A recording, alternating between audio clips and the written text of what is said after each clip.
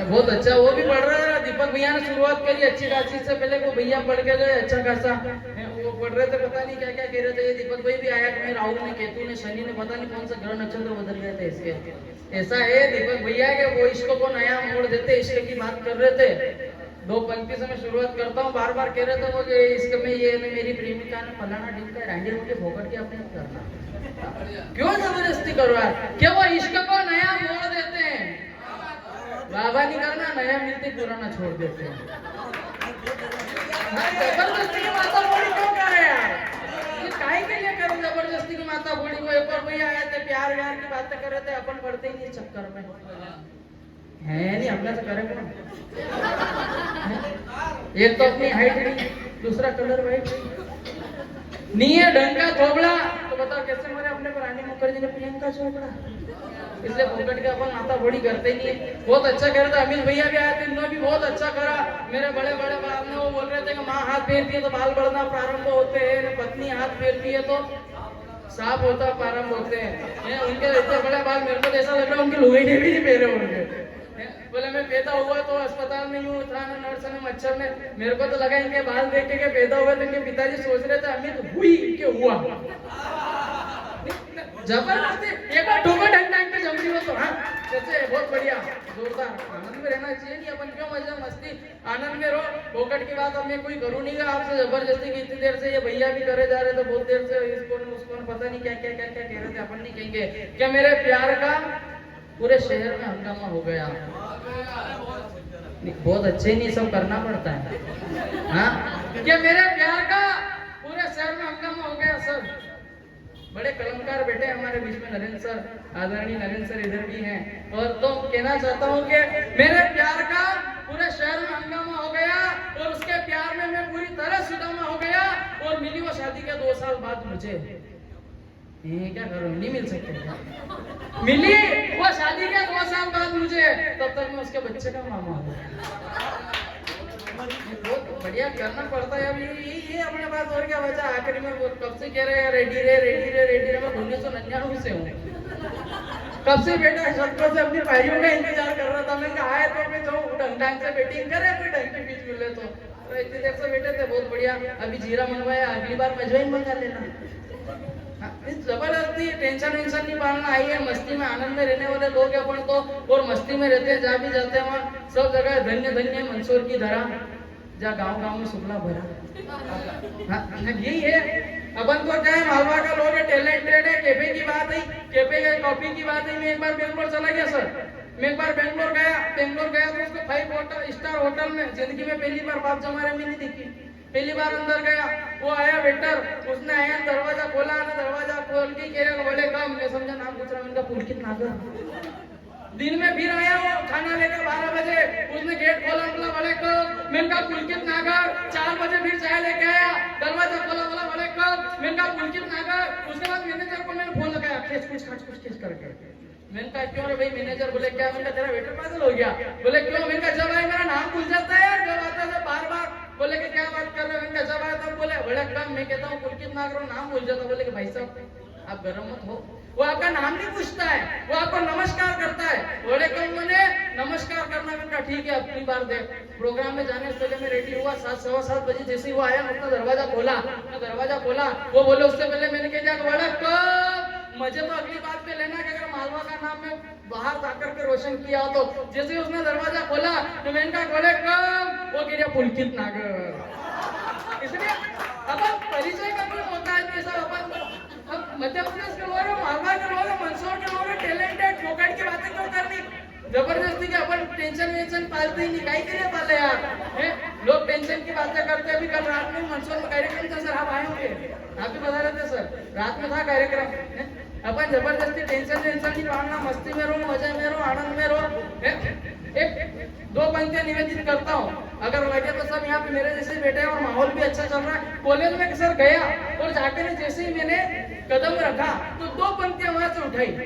और क्या हालत है कॉलेज की देखना कि किसी से चैटिंग, किसी से टॉकिंग, आए हाय नहीं तुम्हारा मानने भी यही है कि किसी से चैटिंग, किसी से टॉकिंग, किसी से नैना लड़ा रही है, मेरे कॉलेज की एक लड़की सभी को उल्लू बना रही है। ये मत करो, तुम्हारे तो घरवाली भी देखती होगी तुम्हारे को, हैं? भगवान ने कहा दीपक को ऐसा पक्का कलर दिया परमात्मा ने ऊपर से ही, कि वो एक कोका कोला वाला है, लिम्का वाले ने इसको बुलाया, बोले भैया आ जाओ। बोले क्या? बोले कि हमारे लिम्का का जो कलर है इतना पक्का कलर है कि ये कभी काला नहीं होगा। मैंने कहा मैंने यहाँ दीपक के पकड़ के ले जा, इंजीनियर है वो एक बार। बोले कि क्या बात कर रहे भाई साहब? मैंने चल इसको पकड़ के ले गए वहां पे, और जैसे लिम्का की 4-5 बोतलें इसके ऊपर डाली तो लिम्का भी ऊपर से नीचे तब तक कोको कोला हो गई। इतना पक्का कलर दिया परमात्मा ने, बहुत बढ़िया। आनंद और मजे ले रहे हैं हम सब। आइए 4 पंक्तियों से जोड़ने की कोशिश करता हूँ। मेरे सामने बेटियां बैठी हैं, 3-4 मेरी बहनें हैं, और इस देश में कहीं ना कहीं होता रहता है चुटकुले और हास्य तो चलता रहता है, लेकिन जिस विधा के लिए कवि जाना जाता है, सर जानते हैं, बड़े साहित्यकार हैं, कलमकार हैं, प्रदीप जी सर हमारे बीच में बैठे, नरेंद्र सर बैठे हैं, तब निवेदन करने की कोशिश करता हूँ सर। स्वागत तो करना पड़ता है ना, पहले करा ही नहीं तो आप कर दो, कोई फर्क नहीं पड़ रहा। नहीं जरूरी है, जरूरी है वो सब। तब निवेदन करता हूँ कि भारती की यान पर प्रश्न चिन्ह खड़े हुए, कालिका का रूप फिर इधर आई बेटियां।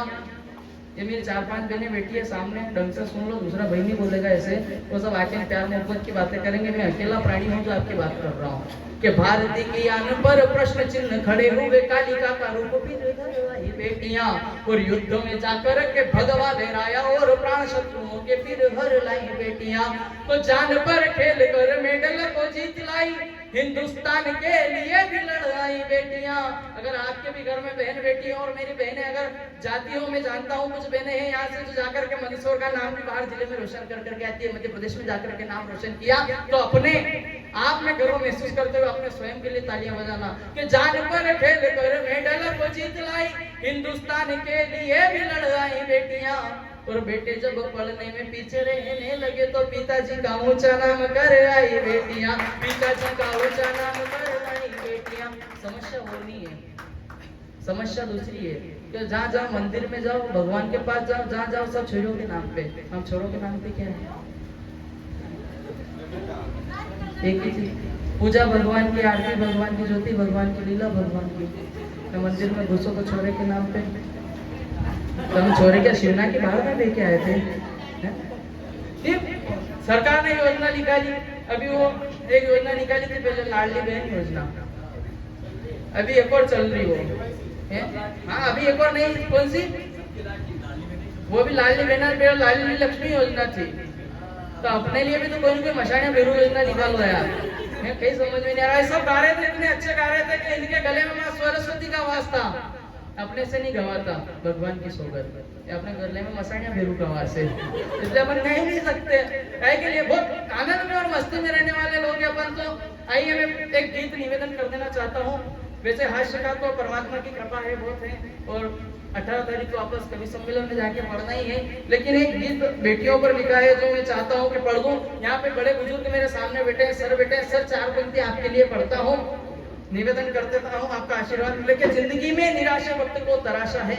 सर ध्यान दीजिएगा कि जिंदगी में निराशा वक्त को तराशा है, जिंदगी में खेल एक तमाशा है, और जिंदगी देखिए बुजुर्गों ने अपने करीब से।